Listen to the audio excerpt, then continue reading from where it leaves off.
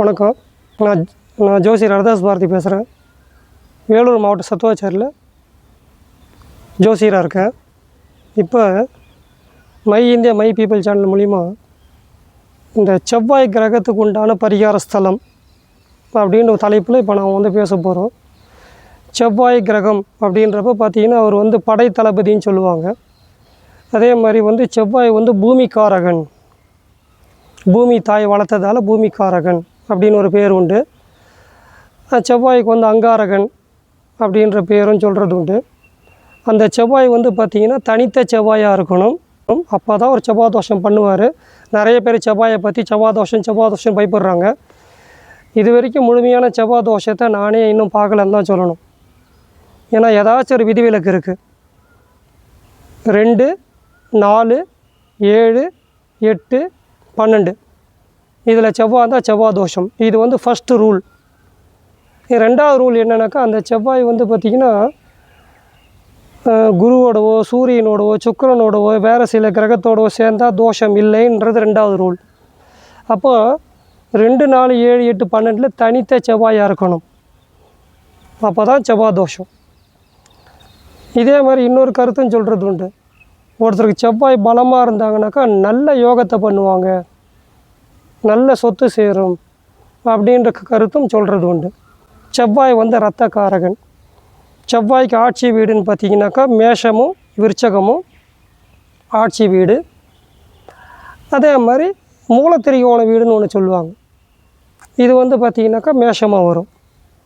ரெண்டாவது மகரத்தில் உச்சமாவார், கடகத்தில் நீச்சமாவார்.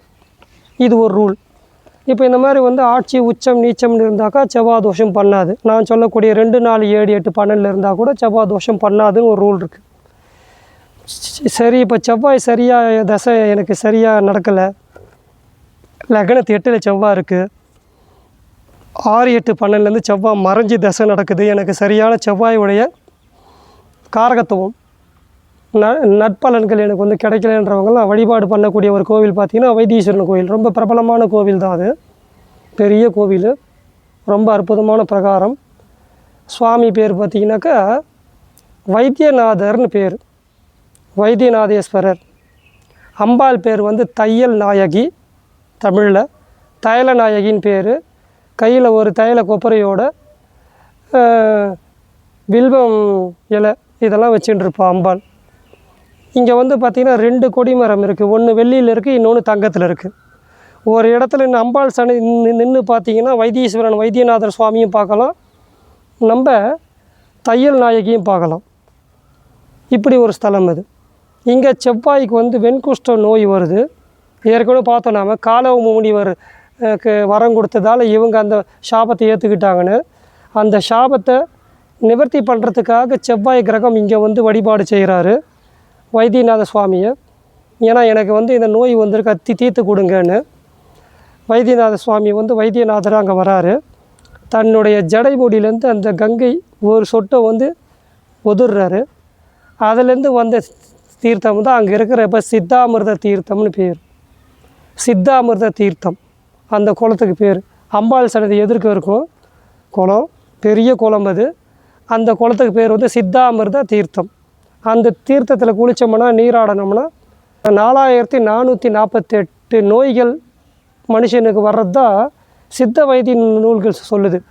அந்த சித்த வைத்திய நூல்கள் சொல்லக்கூடிய 4448 நோய்களை தீர்க்கக்கூடிய சக்தி அந்த சித்தாமிர்த தீர்த்தத்துக்கு இருக்குது. இன்னும் நாங்கள் திருச்சாந்து உருண்டைன்னு ஒன்று தராங்க. திருச்சாந்து உருண்டை ஒரு திருவாதிரை நட்சத்திரம் அன்றைக்கும் தராங்க. அது எப்படி தயார் பண்ணுறாங்கனாக்கா வில்வம் இலை, அதுக்கப்புறம் பார்த்திங்கன்னா அங்கே ஜடாயு குண்டம்னு ஒரு குண்டம் இருக்குது. அதை பற்றி நான் சொல்கிறேன். ஜடாயு குண்டம் கிடையாது, அது சம்பாதியுடைய சாம்பல். அது ஜடாயு குண்டம்னு இப்போ அது பெயர் பழகி அப்படி தான் வச்சுருக்காங்க. ஜடாயுக்கும் இங்கே இந்த ஸ்தலத்துக்கு சம்மந்தமே இல்லை. ஜடாயு தகனம் பண்ண இடமெல்லாம் வடநாட்டில், ராமர் தகனம் பண்ணது இங்கே கிடையாது. ஆனால் இப்போதைக்கு ஜடாயு குண்டம் நாங்கள் பேர் இருக்குது. அந்த சாம்பல் எடுத்துக்கிறாங்க. அந்த சாம்பல் எடுக்க வந்துட்டே தான் இருக்குது. ஜடாயு குண்டம் தட்சிணாமூர்த்தி சன்னதி எதிர்க்கவே இருக்கும். ஒரு சின்ன கிணறு மாதிரி இந்த கம்பி வேலி போட்டு அது மூடி வச்சுருப்பாங்க. அந்த சாம்பலும் இந்த சித்தாமிர்த தீர்த்தம், அந்த தீர்த்தமும் நோய் தீர்க்கிற தீர்த்தம் சொன்னேன் இல்லையா, அந்த தீர்த்தமும் வில்வ இலை, இது மூணையும் அந்த தண்ணியில் அரைச்சி குழச்சி இது ஒரு திருச்சாந்து உருண்டைன்னு ஒரு உருண்டை தராங்க. இது 4448 நோய்களை தீர்க்கக்கூடிய மருந்தாக அங்கே தராங்க. அது இதே மாதிரி இன்னொரு கோயில் ஒன்று கேள்விப்பட்டிருப்போம், சென்னை பக்கம் திருவள்ளூர் வீரராகவ பெருமாள்னு. வீரராகவ பெருமாள் திருவள்ளூர் எபலூர்னு சொல்லுவாங்க. அங்கே வந்து பார்த்திங்கன்னா தை அமாவாசை அன்றைக்கி ஷாலிகோத்திர மகரிஷி இருந்தார். அவருக்கு வயிற்று வலி தீர்த்ததாக ஒரு வரலாறு உண்டு. அங்கே சுவாமி பேர் வைத்திய வீரராகவர் அப்படின்னே பேர். அங்கேயும் அவர் வைத்தியனாக இருக்கார். பாருங்கள், சைவத்துக்கு ஒரு வைத்தியர், வைணவத்துக்கு ஒரு வைத்தியர்.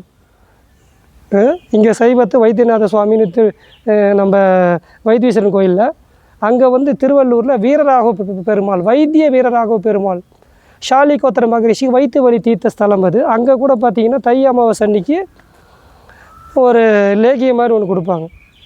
அதுவும் தீராத நோயை தீக்குது, வயிற்று வலி தீக்குதுன்னு ஒரு வரலாறு உண்டு. திருப்பி இப்போ வைத்தியநாத சன்னதிக்கு வந்துடுவோம். இந்த இடத்துல பார்த்திங்கன்னா அந்த சித்தாமிர்த தீர்த்தத்தை குளிச்சுட்டு அங்கே வெல்லம் கரைப்பாங்க. வெல்லம் கரைக்கிறப்ப இந்த சரும நோய்கள், சருமத்தில் வந்து கட்டி இந்த மாதிரி வந்து மறு இதெல்லாம் வரதெல்லாம் கூட தீரும். அதே மாதிரி இங்கே வந்து பலிபீடத்தில் உப்பு வெல்லம்லாம் வச்சு வழிபாடு பண்ணுறப்போ நோய் தீரும்ன்ற பலன்கள்லாம் சொல்லிகிட்டு இருக்காங்க. இது ரொம்ப விசேஷமான ஸ்தலம் தான். செவ்வாய் தோஷம் இருக்கிறவங்க, செவ்வாய் உடைய பலன்கள் சரியாக அமையலைன்றவங்க, 6-8 12 செவ்வாய் இந்த மறைஞ்சி தசை நடத்துதுன்றவங்களாம் அங்கே செவ்வாய்க்கு தனி சன்னதி இருக்குது. அந்த சன்னதி போய் வழிபாடு பண்ணுறப்போ செவ்வாடை, சிகப்பு கலர் ஆடை, செவ்வலரி பூ இதெல்லாம் வச்சு வழிபாடு பண்ணுறப்போ, முக்கியமாக செவ்வாய்க்கிழமை செவ்வாய் ஓரை, எனக்கு செவ்வாய்க்கிழமை தான் போக முடியல, எனக்கு ஒர்க்கிங் டே அன்றைக்கி லீவு கிடைக்காதுன்றவங்களாம், வாரத்தில் கடைசி நாள் சனி ஞாயிறு தான் லீவு கிடைக்குன்றவங்களாம் சனி ஞாயிறு போங்க. செவ்வாய் ஓரைன்னு வரும் பாருங்கள், ஒரு நாளைக்கு அந்த ஓரையில் கூட போய் வழிபாடு பண்ணுறப்போ கூடுதலான பலன் கிடைக்கும். ஏன்னா சில பேர் சொல்லுவாங்க, செவ்வாய்க்கிழமையே நீங்கள் போக சொல்கிறீங்க வைத்தீஸ்வரன் கோயிலுக்கு, அங்கே வந்து எனக்கு லீவு கிடைக்காது அப்படின்றப்பெல்லாம் சனி ஞாயிறு லீவு கிடைச்சா போங்க, செவ்வாய் ஓரைன்னு தேர்ந்தெடுத்துக்குங்க. அந்த ஓரையில் போய் வழிபாடு பண்ணுறப்போ அபரிமிதமான பலன்கள் கிடைக்கும். செவ்வாய் தோஷமாக அங்கே செவ்வாய் அனுக்கிரக மூர்த்தியாக நமக்கு பலன் தர ஆரம்பிச்சிருவார். இந்த செவ்வாய்க்கு அதிதேவதை பார்த்திங்கன்னா முத்துக்குமார சுவாமின்னு அங்கே இருக்கார். செல்வ முத்துக்குமார சுவாமின்னே சொல்லுவாங்க. அவர் உற்சவருக்கு தான் அந்த பேர் முத்துக்குமார சுவாமின்னு. முருகர் அங்கே ரொம்ப பேர் எடுத்துட்டார், உற்சவருக்கு அங்கே பேர். ஆனால் அங்கே இருக்கிற மூலஸ்தானத்தில் இருக்கிற சுவாமி பார்த்திங்கனாக்கா ஷண்முகர், 6 தலையோடு இருப்பார், ஷண்முகர்னு பேர். அந்த முத்துக்குமார சுவாமி வந்து ஏற்றம் உண்டு. அவர் தான் வந்து வெளியிலலாம் வருவார், ஊர்வலத்துக்கெல்லாம் வர்றது அவர் தான். நம்ம தைப்பூசம், வைகாசி, விசாகம் இந்த நாட்கள்லாம் அவர் வெளியே வருவார். முத்துக்குமார சுவாமி கிட்ட நீங்கள் வழிபாடு செய்கிறப்ப குழந்தை பாக்கியத்தை கொடுக்கக்கூடிய ஒரு சுவாமியாக அங்கே இருக்கார். இப்போ கர்ப்பப்பை கோளாறு, நீர்க்கட்டிகள் இருக்குது, இந்த மாதிரி சில பிரச்சனை இருக்கிறவங்களாம் அங்கே போய் வழிபாடு பண்ணுறப்ப அந்த வைத்தியநாதர சுவாமி அந்த பிரச்சனை தீர்த்து கொடுத்துட்டு, செல்வ முத்துக்குமார சுவாமி, குழந்தை செல்வத்தை கொடுக்கக்கூடிய சுவாமி வந்து அங்கே முருகர் வழிபாடு அங்கே முக்கியமாக சொல்கிறாங்க. அப்போ பார்த்தீங்கன்னாக்கா சுவாமி வந்து வைத்தியநாதராக இருக்கார். துணை புரியறதுக்காக அம்பாள் வந்து தையல் நாயகி, தைல நாயகின்னு அம்பாள் அங்கே இருக்கார். இங்கே குழந்தை பாக்கியத்துக்காக முத்துக்குமார சுவாமி, 3 டாக்டர்னே சொல்லலாம் அவங்கள. அப்பாவும் டாக்டர், அம்மாவும் டாக்டர், மகனும் டாக்டர். குழந்தை பாக்கியத்தை கொடுக்கக்கூடிய ஒரு சுவாமி அங்கே முத்துக்குமார சுவாமி. இப்படி வழிபாடு பண்ணுவாங்க. இப்போ அந்த ஜடாயு குண்டத்தை பற்றி இப்போ நாம் தெரிஞ்சுக்கலாம். அங்கே ஜடாயு குண்டம்னு ஒரு போர்டே வச்சுருக்காங்க. அது ஜடாயு குண்டம் இல்லை, ஜடாயுக்கு அண்ணன் வந்து சம்பாதி, ஜடாயு சம்பாதி அண்ணன் தம்பிங்க. ஒரு வாட்டி ஒரு போட்டி வருது, யார் சூரியன்கிட்ட சீக்கிரமாக போயிட்டு முன்னோக்கி போகிறாங்க, யார் பறந்து சீக்கிரம் போகிறோன்னு பார்க்கலாம் ஒரு போட்டி வைக்கிறப்போ இவங்க 2 பேர் பறந்து போகிறாங்க. அப்போது சம்பாதி மேலே போயிட்டே இருக்கிறப்ப பார்த்திங்கன்னா அந்த சூரிய வெப்பம் தாங்க முடியாமல் அந்த ரெக்கை எரிஞ்சு வந்து கீழே விழுது. நல்லா கவனிக்கணும், சம்பாதியுடைய சாம்பல் தான் அது. ஆனால் அங்கே போர்டே பார்த்திங்கன்னா ஜடாயு குண்டம், ஜடாயு தகனம் பண்ண இடம்லாம் வச்சுருக்காங்க. ஜடாயு தகனம் பண்ண இடமே எனக்கு தெரிஞ்சு இங்கே கிடையாது, வடநாட்டில் தான் இருக்குது. அங்கே தான் ஜடாயு தகனம் பண்ண, சீதையை தேடிட்டு போகிறப்ப அங்கே தான் ஜடாயு தகனம் பண்ணதெல்லாம். இங்கே வந்து சம்பாதி அப்படின்றவருடைய ரெக்கை எரிஞ்சு விழுந்துச்சு.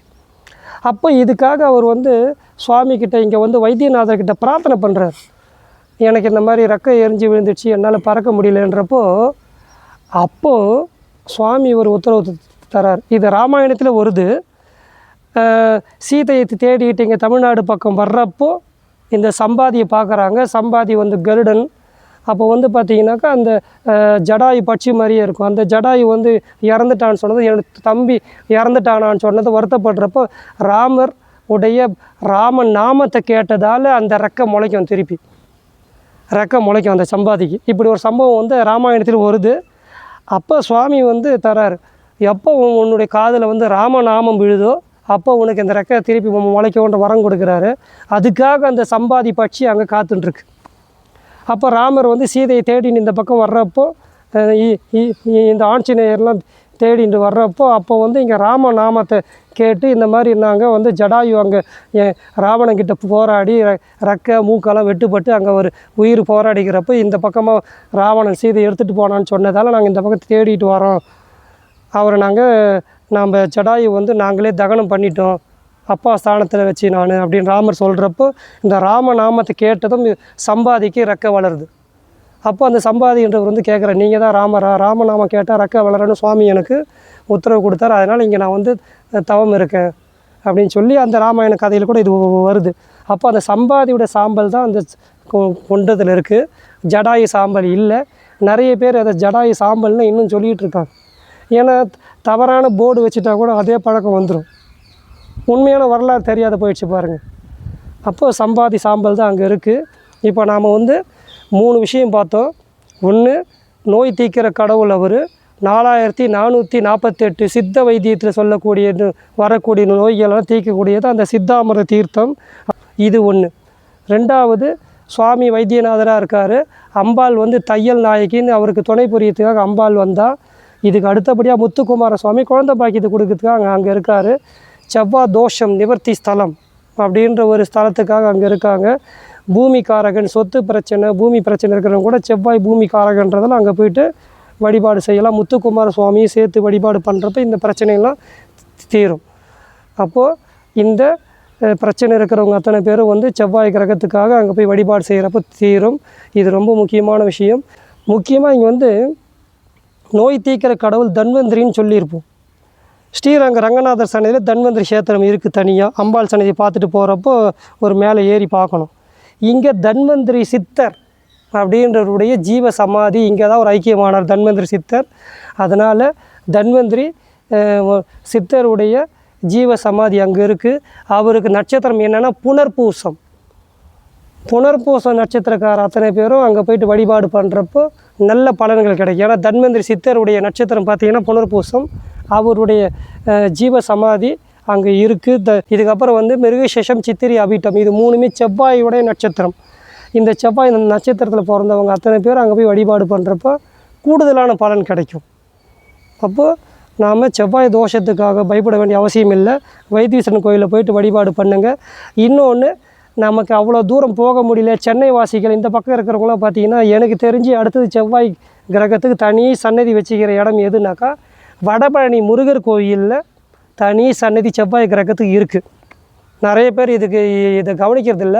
வடபழனி முருகர் கோயிலில் போய்ட்டு வழிபாடு பண்ணியிருப்பீங்க, ஆனால் இதுக்கு கவனிச்சிங்களா என்னன்னு தெரியல. பிரகாரம் சுற்றிக்கிட்டு வெளியே வர்றப்போ பார்த்திங்கன்னா தனி சன்னதி, எப்படி வைத்தீஸ்வரன் கோயிலில் தனியாக செவ்வாய் கிரகத்துக்கு தனி சன்னதி இருக்கோ அதே மாதிரி தனி சன்னதி சென்னை வடபழனியில் தனி சன்னதி செவ்வாய்க்கு இருக்குது.